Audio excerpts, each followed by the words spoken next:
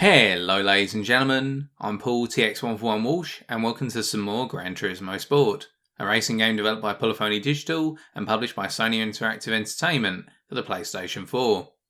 Focusing on the game's online mode, known as Sport Mode, in this episode I take a look at my performance in the second race of the 2019 Manufacturer Series Pre-Season, which was held at the Fuji International Speedway circuit.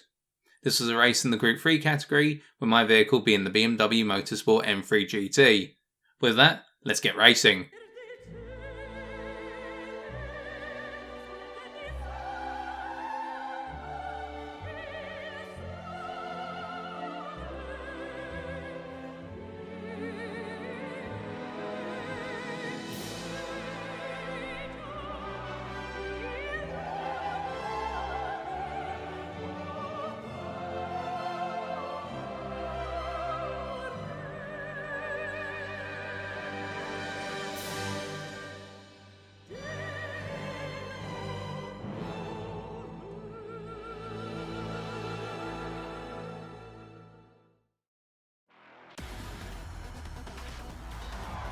Okay, so take a look at the grid of 20 cars. You'll see there's an M3 GT right at the front, and that's myself, qualified first for 140.999. To give you a quick summary of qualifying, it went very well. I felt as I put in a tight first lap. That was my first lap, the 140.999. My second lap, however, had to be aborted in the final sector due to another runner who went off at turn 14, came back onto the road at turn 15, aborted their lap in the process and cut across the racing line as I was coming through, which meant I had to abort my lap by slamming on the brakes. I would have gone charging into the back of them and sent them flying, which is something I didn't want to do. So I was a little bit annoyed at the time, but I thought, you know what, let it go. Wherever you qualify, you're going to be towards the top end, because my 140.999 had been the best lap of the session to that point, and it turns out it was good enough for first place as a whole. So then moving into my strategy for this race, it's an 11 lap race. We had two choices of tyre available, the racing medium or the racing soft. I went for the harder tyre all the way through the racing medium, intending to do a longer first stint of 6 laps and then a second shorter stint of 5 laps to bring me home. The idea being that I could push harder in the second stint, what with fuel being lighter and therefore greater pace being available in the car. And hopefully my comfort in the car having been boosted at that point, having done multiple laps under race conditions already. Now there's one additional factor I had to think about when I went into this race, which I didn't expect: running it from pole position. And so to do so, what I decided is my target by the end of the first lap was to put at least 1.5 seconds between myself and second place, so that way the very long straight on Fuji would not be beneficial to the guy behind me in second place in terms of them being able to ride in my slipstream and pick up the toe and therefore greater straight line speed. And to do so, I'd need a gap of greater than a second before they could really start to feel the effects. By a second or less, you're going to gain a massive slipstream on someone on this straight. And you're going to see that in terms of how I managed the opening section of this race, and by opening section I mean the run down into the first corner, where as it's a rolling start we're about to get underway, and as soon as we start I'm going to be pulling over to the right in order to make it so that M6 in second place has really got to follow me if they want to use the slipstream, and by staying over to the right I'm forcing people to follow me into a defensive line going into the first corner, meaning if they want to overtake they're going to have to go around on the outside into the right hander of the first corner. So here we go. Rolling start underway in 3, 2, 1, and pulling immediately over to the right here. Keep an eye on the wind mirror to see whether the M6 is going to pull over as well, but it doesn't look as though they are. But the Jaguar in third place, Raymond Luanis, is definitely following me in my slipstream right now, and they're gaining time already on us both. I myself and the M6, so I pull back over slightly towards the outside, giving the M6 enough room to come down on my left hand side if needs be. You can see the Jaguar goes for a lunge into turn 1, Lamborghini also gets into the centre of the two, and they knock each other about a little bit, and this is perfect for me because it means now I can go charging on and starting to build up that gap of 1.5 seconds or more to get away from the rest of the pack. And we can see that the pace is going to change a little bit down the field in the meantime, but I'm just focused on pulling that gap, and you see that I'm going to push really hard in this first lap, going for it. As I come through turn 5, the second part of 100R here, going down to the hairpin at turn 6, following through into 7, the gentle left-hander that follows it immediately. Get a little bit early on the throttle here, a bit too much power, could have let the car roll out a bit more coming out to turn 6 into 7, but now going into turns 8, 9 and then down into 10, we get into the tighter final section of the track where it's a much slower section and it presides all around the concept of using as much of the track as possible, using the momentum of the car and trying to get it as tight on the curve as possible. Going through turn 10 here, that was done alright. Turn 11, not done too bad. Got a little bit wide, however, a bit too early on the power going into turn 12 and now up into 13 here. You'll see I'll try and get as tight as possible. And I just about touched the curve there, but not as tight as I could have been. But nonetheless, looking at the time already, between myself and Fabi34 and M6 in second place from France, We've got a gap of approximately 2 seconds, which means we've achieved our goal already. That purple BMW being at the back of our mind right now as we look in our rear view mirror. Could have been a bit tighter going into 16 there. It means it compromises my exit speed and how early I can get on the power going down to main straight. But I've done a good enough job at this point to put approximately 2.6 seconds and slowly growing, but it'll equalise what the M6 having a slightly higher top speed in a straight line if I remember correctly. Going down into turn 1 for the second time here, but the first lap has gone well. I've achieved my objective and now it's time for me to continue to manage this race.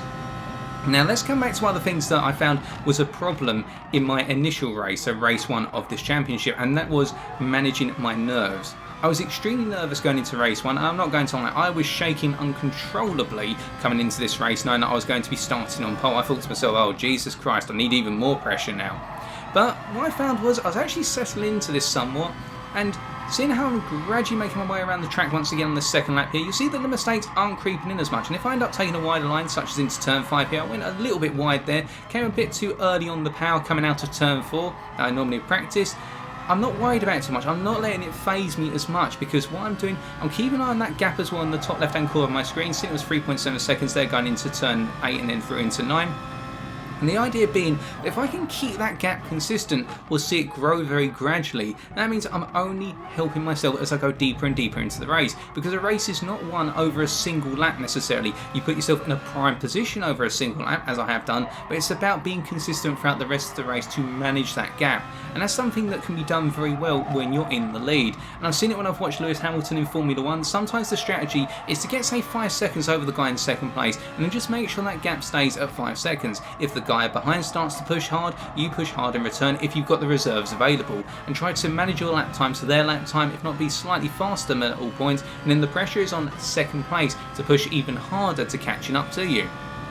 And what this is enabling me to do is manage my tyre wear, something which I found when I was doing my race simulations was something that was really hurting me on my opening long stint, particularly laps 5 and 6, where if I was pushing very hard on the tyres, then going into those laps I really had to start adjusting my brake points, as the tyres, particularly the front left, would be shot by the end of lap 5 going into 6, and my lap times would really start to fall apart.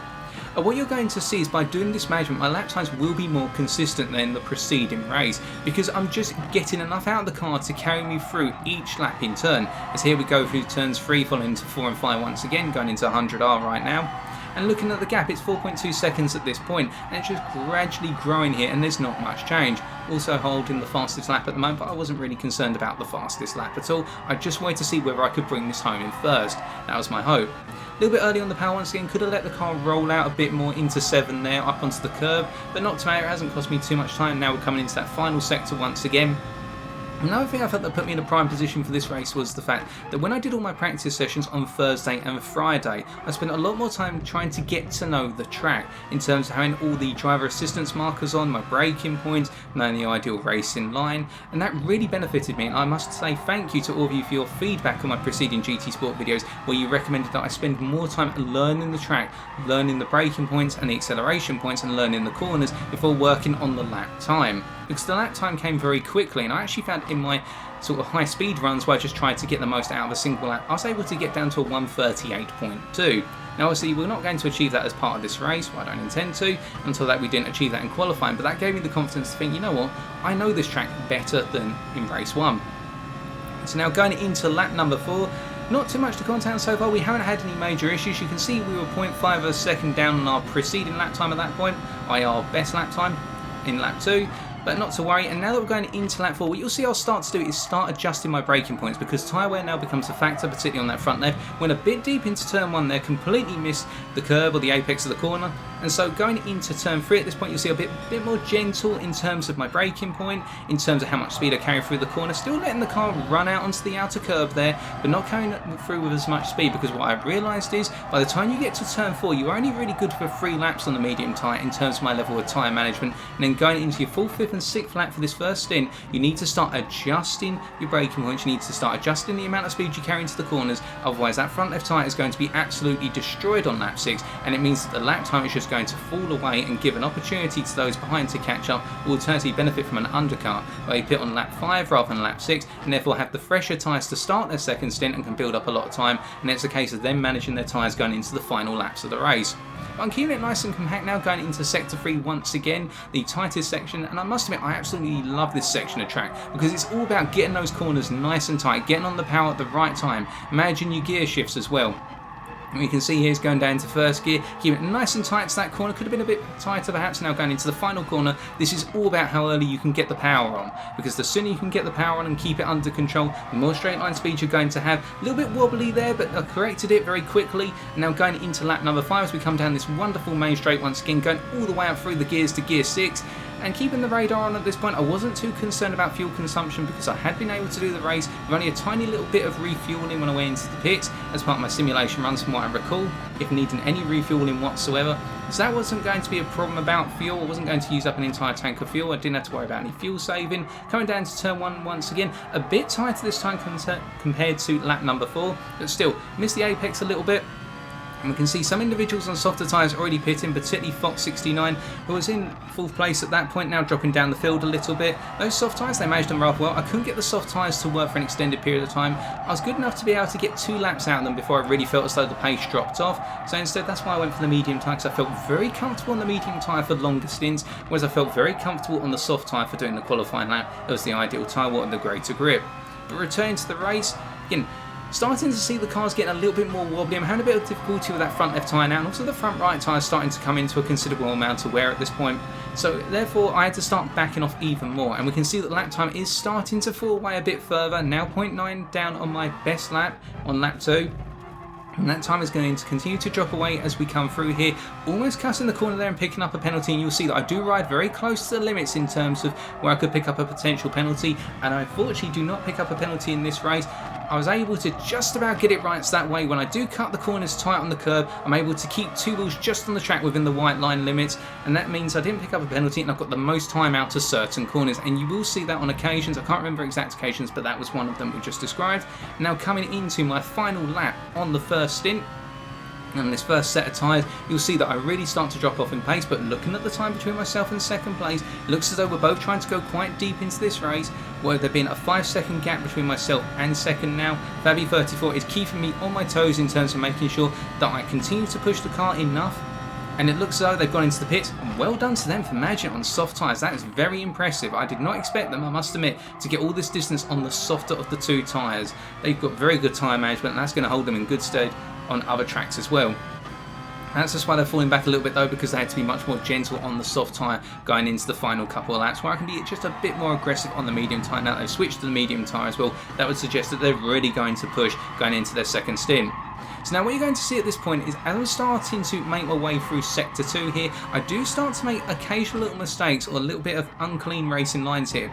And what this means is that I'm going to start losing additional time. Now this is for 2 reasons. Firstly, the front left tyre being shot to hell and the front right tyre also starting to experience a considerable amount of degradation, but also because I'm starting to see a lot of people towards the front of the pack here, particularly Fabi34. I'm starting to get into my mind, oh god, and you can see that I get right on the curb there, right onto the apex of turn 10. I just about keep 2 wheels to the left of the white line, meaning I don't pick up a penalty, and that's how close I was trying to ride it sometimes in my practice sessions, and I was going through that practice in terms of this race. And then I was able to go tight on some corners, extremely tight on other corners, and not pick up a penalty because I was within the racing limits. Now going through turn 15 up into 16 for the last time on this first set of tyres, I'm going to go into the pit, and hopefully my intention is to come out back in effectively first place. But what you're going to see is nerves really creep in following this pit stop, and I'll explain why. Pulling immediately over to the right here, I wasn't sure how to come into the pits extremely fast like I've seen other drivers do, so I just came in 3rd gear, gradually coming down the gears here, managed it so I didn't come charging into the wall, keeping it clean. Into the pits we go, going for another set of mediums.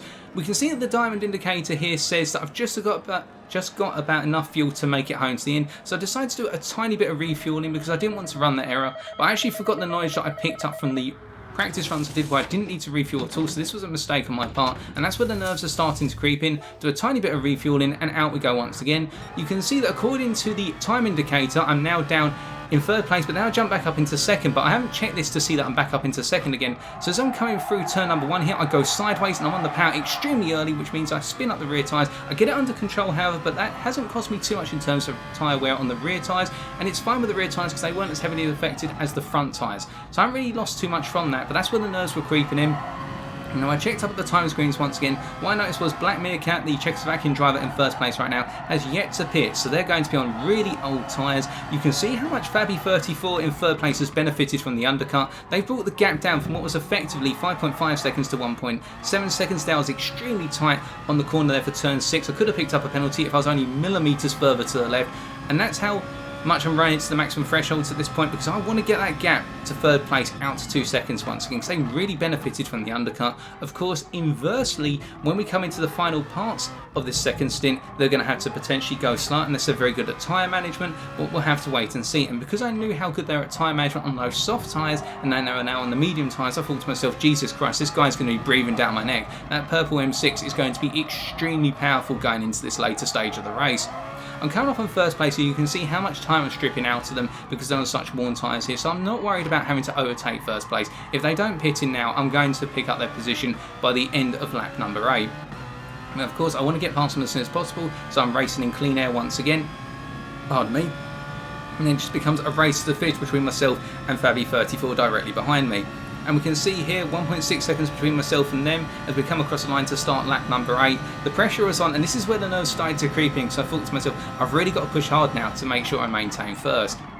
Get our braking point synced up for turn number 1, perhaps a little bit early, but it means that we can come into the corner very tight here, get on the power nice and early. Could have let the car roll out a little bit further if I'd gotten the throttle just a tiny bit earlier coming out of turn 1, but it's micro details at the moment. We're managing this gap, coming down into turn 3 here, into third gear. Again, could have been on the power a little bit earlier, but I decided to let the car roll out. It drifts a little bit, but I get it back under control, going through 4 and 5 at this point.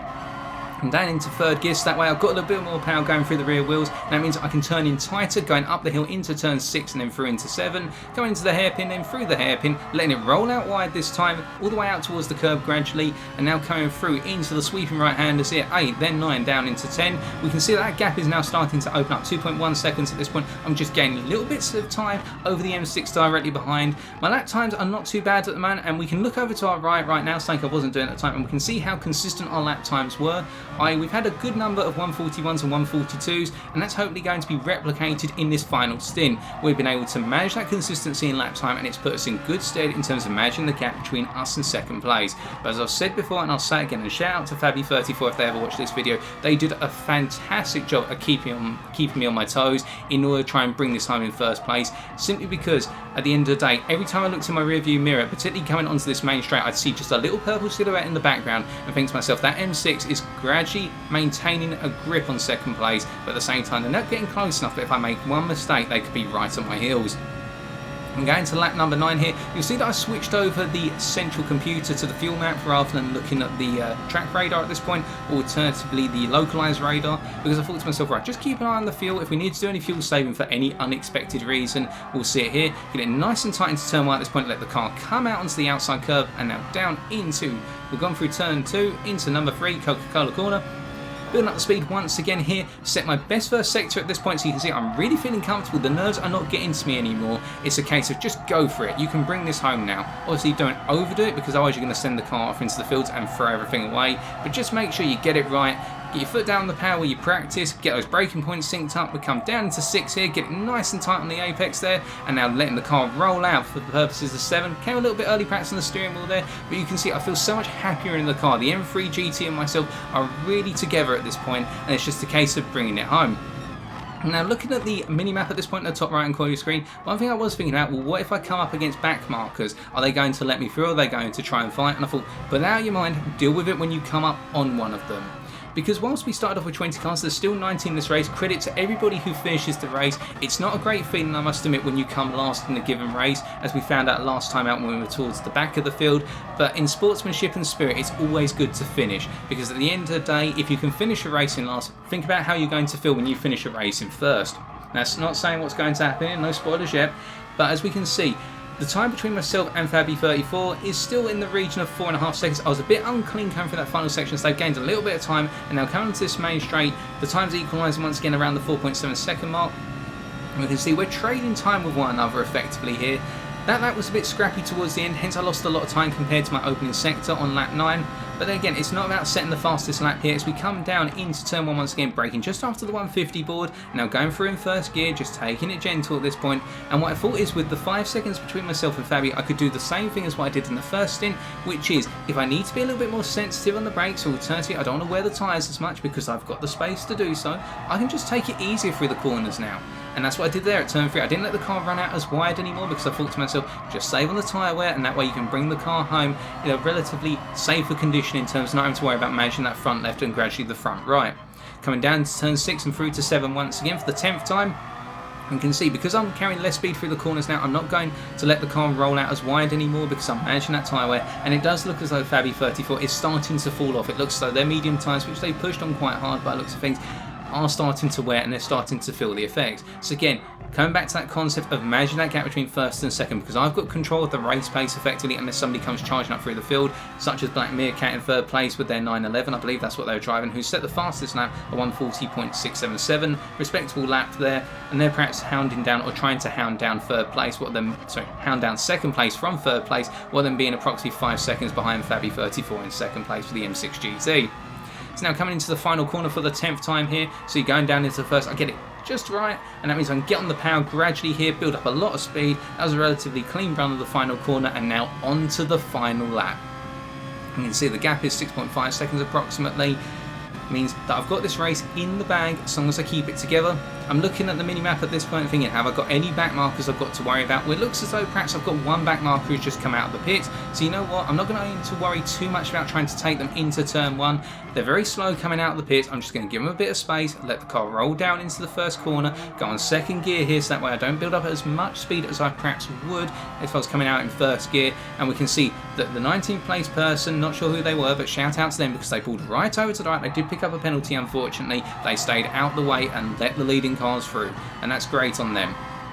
Something you should always do when somebody's coming through to lap you should let them through when there's space to do so. Now coming through turn 5 for the final time here, that front left tyre wear is starting to get to me somewhat. We're going into turn 6 at this point. You'll see that I'm being much more casual in terms of throttle management here. Car skid a little bit there, but nothing to worry about. Used to that. Going through turn 7, now into 8, then into 9, $300 as it's known, and then down into 10, Dunlop corner here with the Dunlop sign directly above. Braking just after the sign, the 100 sign immediately on the right. It's a bit hidden behind the billboards. And behind the corrugated fencing, and now going through 11 into 12. We're almost home. We've just got to manage it at this point. Not too far to go. Final sector here, going through into 13, keeping it nice and tight. Perhaps a little bit more speed could have been done with there, but we've got 7 seconds between us and second at this point.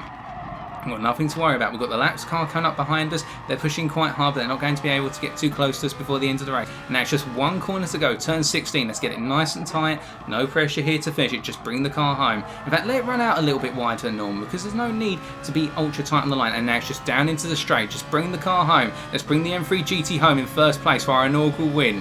It's been a time coming. Well, it hasn't been that long coming, but we finally picked up our first win on our 5th race online.